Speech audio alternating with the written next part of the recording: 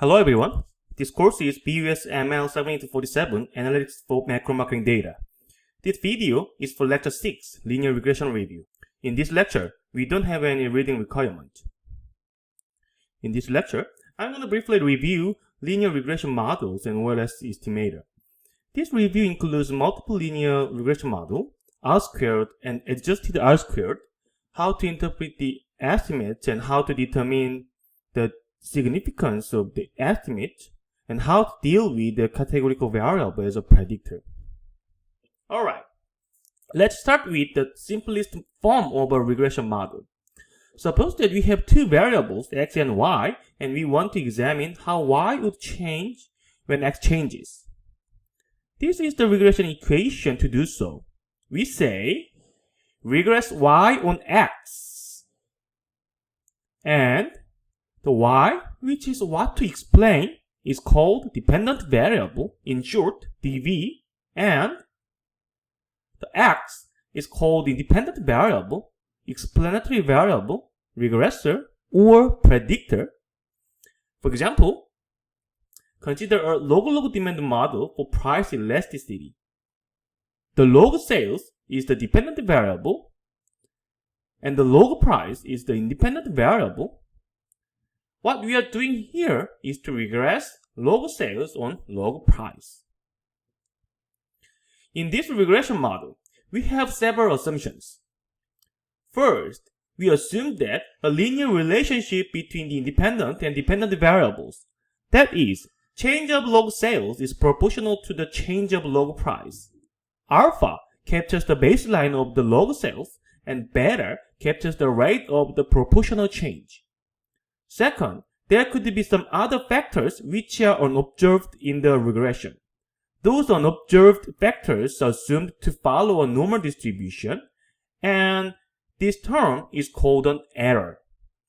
Sigma squared, which is called variance, captures the size of this error.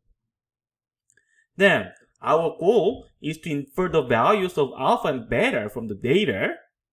Let A and B denote our best guess on alpha and beta using the data. OLS, which stands for ordinal least squares, is a method to have the best guess. This method determines the values of A and B by minimizing the sum of squared errors.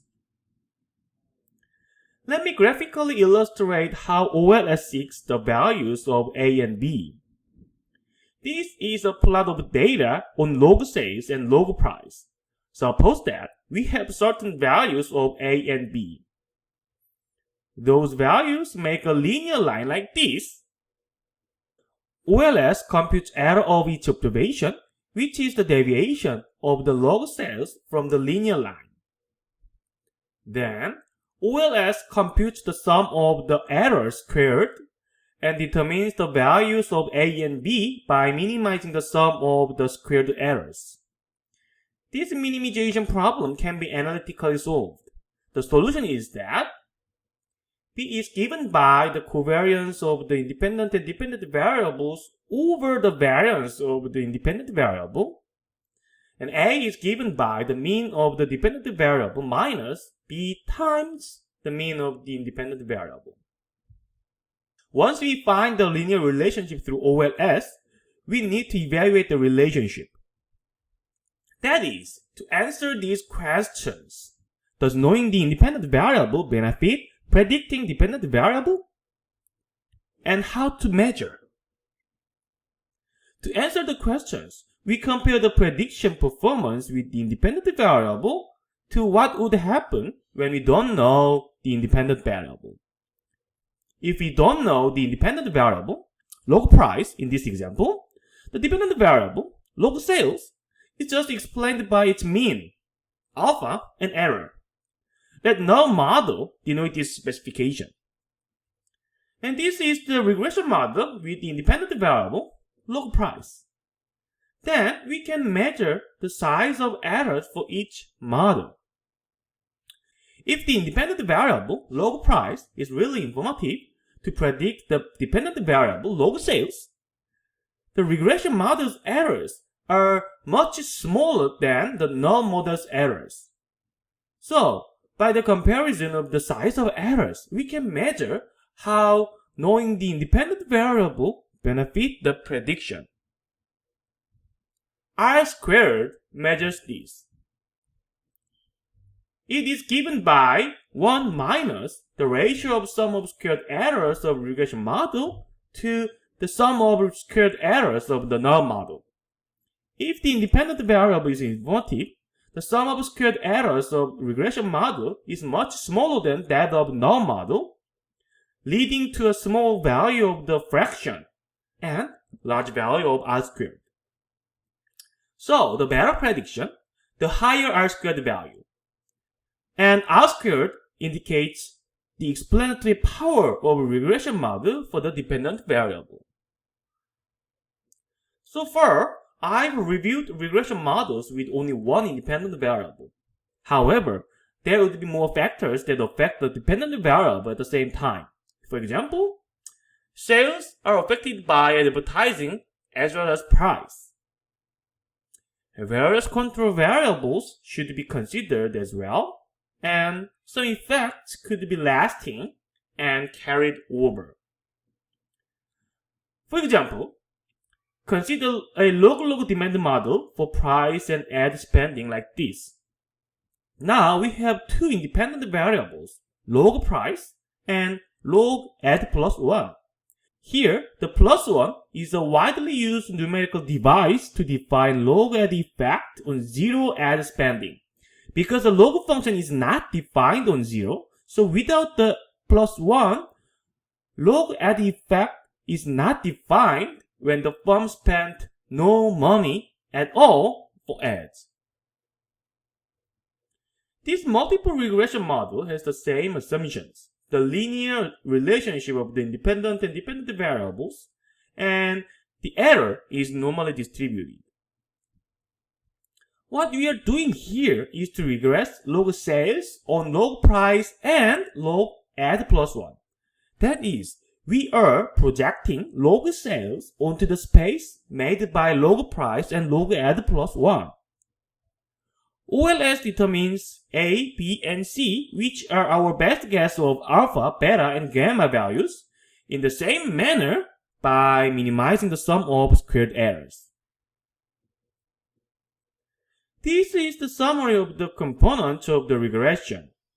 Here we have three variables, two independent variables, log price and log ad plus 1, and the constant or intercept. Alpha, beta, and gamma are coefficients associated with the variables. They are sometimes called parameters of the regression models. OLS estimates the values of alpha, beta, and gamma. The estimates are denoted A, B, and C, which are computed from data. Then, interpretation of the estimate of each coefficient is as follows. For the constant, the estimate is the baseline value of the dependent variable if all independent variables are 0. For each dependent variable, the estimate is the response of the dependent variable to a unit increase of the independent variable. Here, we have a log-log demand model, so this response is identical to the elasticity. That is, the percent change of the dependent variable when the independent variable increased by 1%. Alright, now let me revisit the R². R² is a simple but powerful measure of the goodness of fit or prediction performance. The better prediction, the higher R² value. But R² has a caveat. The more variables, the higher R² value. That is, just adding a new independent variable always increases R². To resolve the caveat of R², we usually use adjusted R² instead of R². It is computed from the ratio of the sum of squared errors, but each sum is adjusted its df, which is degree of freedom. The degree of freedom is simply explained as the amount of information used to compute the sum of squared errors. The total amount of information in data is the number of observations in the data, denoted n. In the null model, we don't have any independent variables, and we just have a constant, which captures the average. Generally, computing the average uses information as much as one observation. So, in the null model, computing the sum of squared errors uses the remaining information as much as n-1 observations. In the regression model, we have more independent variables, and each variable has its own coefficient. Generally, each coefficient spans information as much as one observation separately. So, in the regression model, computing the sum of squared errors uses the information as much as n minus p minus 1 observations, where p is the number of independent variables. So, when we add a new independent variable, r squared increases. But the increase of r squared is penalized because the degree of freedom also changes in adjusted r squared. In the previous exercises, we already saw lots of regression summaries. R squared is displayed here, and adjusted R squared is displayed here. And this is the table of the coefficient estimates. Now I'm going to explain how to read the table. This table is the same as the R table in the previous slide. We have 4 columns, and the first column shows the values of estimates. The second column shows the standard errors of estimates. This provides information of confidence intervals. Roughly, estimate plus minus 2 times standard error gives the 95% confidence interval of the estimate. For example, minus 16.0526 plus minus 2 times 0.38888 is the 95% confidence interval of the intercept estimate. The third column shows t-statistics. It is given by dividing the estimate by the standard error. This value follows a mean zero student t-distribution under the null hypothesis. Usually, we interpret the t-statistics through p-values, which are given in the fourth column. Under the null hypothesis, that is, if the true value is assumed to be 0, p-value implies how the estimate computed from the data is extreme. For example, if the true intercept is assumed to be 0, the estimate computed from the data is super extreme. That is, probability of having more extreme estimate is almost 0. This definition of the p-value can be viewed as, under the null hypothesis, the probability of observing the data that generate the estimate value. Here, the p-value is almost 0, so if we assume that the true value is 0, the probability of observing the data is almost 0. But we already observed the data, so we can conclude that assuming 0 true value is wrong for the data. That is, we reject the null hypothesis. In general, we use a 95% confidence level. Then the p-value is compared to 0.05. If the p-value is smaller than this critical value, we conclude that the estimate is significantly different from 0.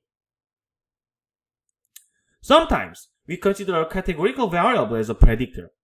For example, consider store effect.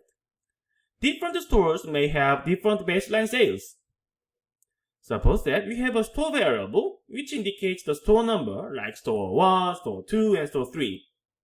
The size of the number does not have any meaning here. It is just an identifier of each store. In this case, we already learned as factor function in R to include such categorical variable into the model. And this is the estimation result in R. You may find that only store 2 and store 3, only these 2 levels appear in the table. Where's store 1? This intercept indicates the baseline sales of store 1. Store 2 variable does not indicate the baseline sales of store 2. It means the difference in baseline sales between store 1 and 2. In the same manner, store 3 variable indicates the difference in baseline sales between stores 1 and 3. Alright, that's all I have for this lecture. After this lecture, we have a reading assignment. Please carefully read this case article, Good Belly, Using Statistics to Justify the Marketing Expense, by Hyun-Soo An, 2012. This article is short, only 4-page article, but it clearly explains what is the research problem that marketing managers face and what kind of variables are available in the data. Then you are going to do real analysis with the data introduced in the case article. And alright, that's it. And then see you in the next lecture. In the next lecture, we are going to learn more about the fixed effect, which is related to the how to deal with the categorical variables and the seasonality. Okay, then bye-bye.